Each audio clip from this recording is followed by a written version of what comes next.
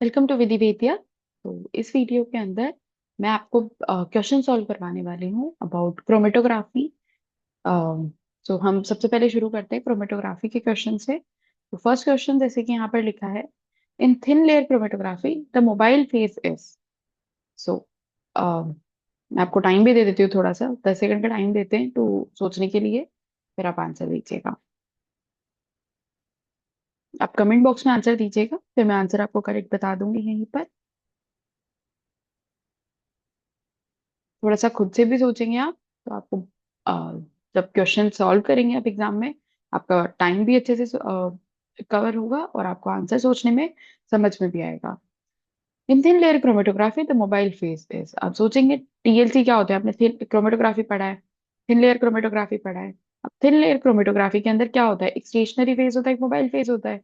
Stationary phase वो होता है जो सिलिका जेल है, प्लेट पर अवेलेबल है, वो स्टेशनरी हो गया। और जो लिक्विड जिसके अंदर हम अपना टीएलसी प्लेट को रख रहे हैं वो मोबाइल फेज हो गया। तो आंसर वैसे ही समझ में आ गया कि लिक्विड जो होगा हमारा मोबाइल फेज होगा। मोबाइल फेज जो होगा वो क्या होगा, लिक्विड होगा हमारा यहाँ पर। तो इसका करेक्ट आंसर क्या होगा, मोबाइल फेज लिक्विड। सिक्स हम सेकंड क्वेश्चन पे आते हैं। तो असर्शन रीजन वाला जो ये क्वेश्चन है, the volatile compound can be analysed by GLC. GLC gas liquid chromatography होता है, volatile compounds can be analysed by GLC. आपको बताना है असर्शन सही है या गलत है। Because volatile compounds get precipitated with inert gas in the column. क्योंकि वॉलेटाइल कंपाउंड्स जो है वो प्रेसिपिटेट हो जाते हैं इनर्ट गैस में कॉलम के अंदर। आपको बताना है कि दोनों में से दोनों सही है, दोनों में से कोई एक सही है, या दोनों ही गलत है।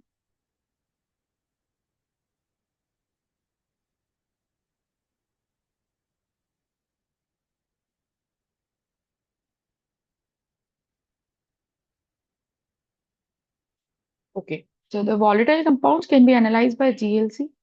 सही है, क्योंकि गैस लिक्विड क्रोमेटोग्राफी है, लिक्विड क्रोमेटोग्राफी है, तो हम उससे वॉलेटाइल कंपाउंड्स को एनालाइज कर सकते हैं। जैसे कि हम प्लांट पॉइजन्स हो गए, हमारे टॉक्सिन्स हो गए, इनको हम एनालाइज कर सकते हैं। Because volatile compounds get precipitated into inert gas in the column. क्योंकि वॉलेटाइल कंपाउंड जो है वो प्रेसिपिटेट हो जाते हैं कॉलम के अंदर। Because volatile compounds get precipitated with inert gas in the column. क्योंकि जो वॉलेटाइल कंपाउंड्स है वो प्रेसिपिटेट हो जाते हैं इनर्ट गैस के अंदर कॉलम में, ये भी सही चीज है, but they are not inter related.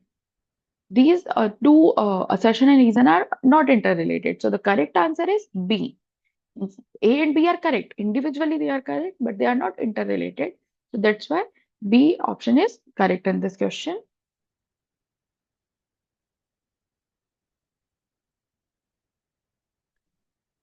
B option is correct in this question.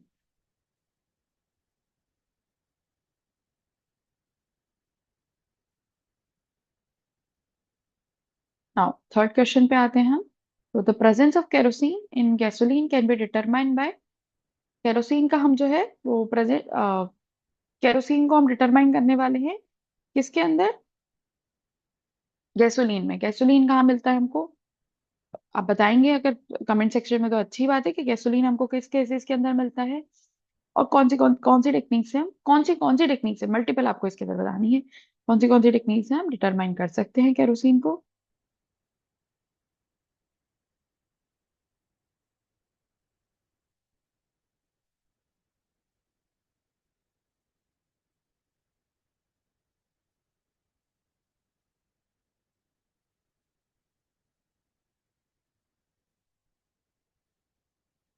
ठीक है, तो केरोसिन गैसोलीन में जो मिल रहा है, गैसोलीन हमको फायर आर्सन के केसेस में जनरली देखने को मिलता है।